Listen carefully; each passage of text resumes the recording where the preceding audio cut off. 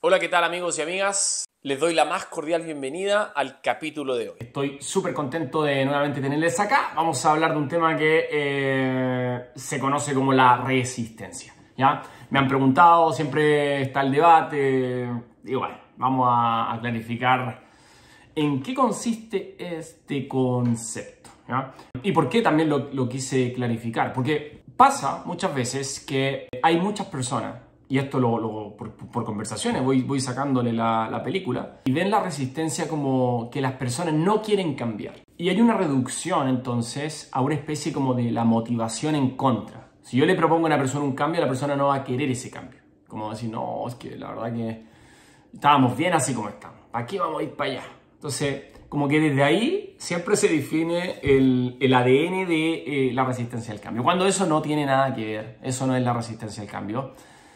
O en parte es un poquitito. Pero para eso me gustaría simplificar o definir a la persona en tres dimensiones. Todos nosotros podemos ser comprendidos en estas tres dimensiones. O sea, cualquier persona puede ser entendida en estas tres dimensiones. La primera es el conocimiento que la persona tiene, las motivaciones que la persona quiere y la capacidad que la persona tiene.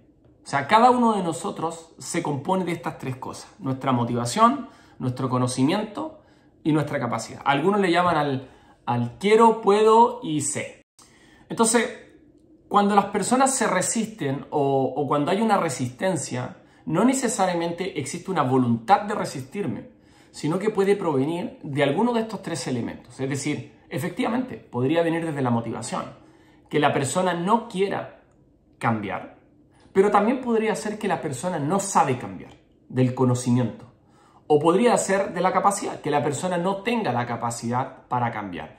Y estas tres cosas van a producir resistencia cuando hagamos procesos de cambio. Por lo tanto, la resistencia es un proceso mucho más complejo, porque también podría haber una persona que tenga problemas tanto en su capacidad como en su motivación, o las tres, ¿no? Se sacó el premiado. O nosotros, como consultores, asesorando a alguna compañía, nos sacamos el premiado y tenemos una resistencia en tres ángulos distintos. A mí me gusta mucho una imagen de un profesor que grafica muy bien esto que estamos hablando, de un profesor que le quiere enseñar a subir un árbol a varios animales. Entonces, imagínense esa imagen, ¿no? Que hay un elefante, una pecera con un pez, todos los animales se ven ahí impactados por ese cambio, ¿verdad? El tema es que por ahí uno podría aplicar la prueba teórica y a lo mejor el elefante se saca un 7 en conocimiento y responde muy bien cómo subir un árbol, cómo poner las patas o lo que haya que colocar para poder trepar. Lo mismo podría pasar con el pez. Podría el mono, que uno dice, no, al mono le va a ser muy fácil estar muy enojado, que no le gusta, no quiere hacer esta prueba, no le interesa, muy desmotivado.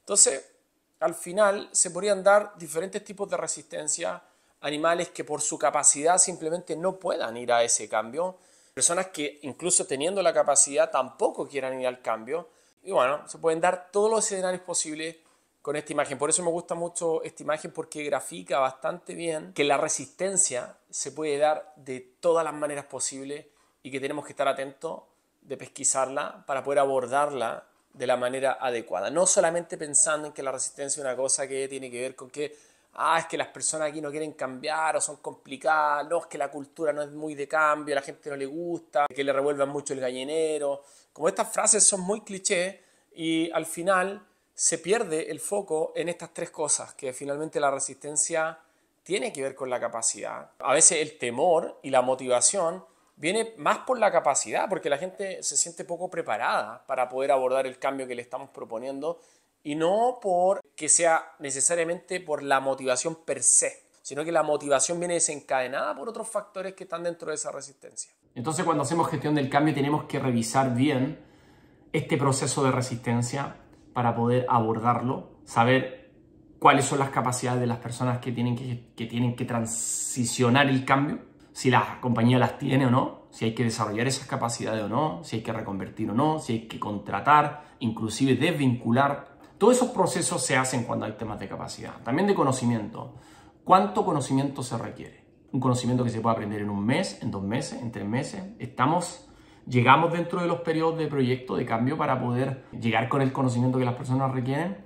Y por último, la motivación. Si las personas no quieren, si se gestiona mal.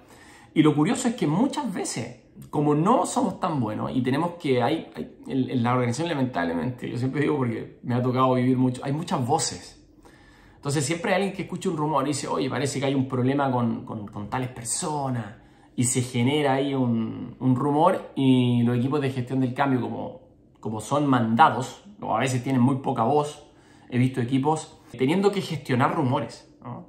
Y por lo tanto hacen acciones de ir a mitigar una resistencia que no existe, y al final lo que hacen es amplificar una resistencia que era chiquitita, más grande, y la organización finalmente queda con mayor resistencia en ese punto. Entonces se hace como una sobrereacción, esta proactividad que hablaba un autor de Peter Senge, la proactividad malentendida, ¿no? De ir y sobrereaccionar sobre todas las cosas que están ocurriendo en el cambio y no respetar las demoras, los procesos que se pueden gestionar. Y una buena solución de eso, obviamente, en la resistencia siempre es tener métricas objetivas que nos permitan saber, entender que hay fenómenos que son pequeñitos, que efectivamente uno puede escuchar algo, pero que en realidad no representa ningún problema organizacional como para sentir una amenaza en términos de que el proyecto se nos pueda caer. Por eso es importante, como digo, tener métrica. Y teniendo estas tres consideraciones en mente, podríamos decir que podríamos tener un buen pie derecho para mitigar esta resistencia y ya de paso hacer la gestión del cambio que se requiere.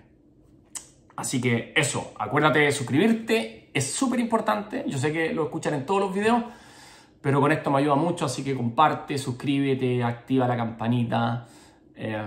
Y nada, nos estamos viendo en otro video. Espero que te guste este contenido y nos vemos por ahí.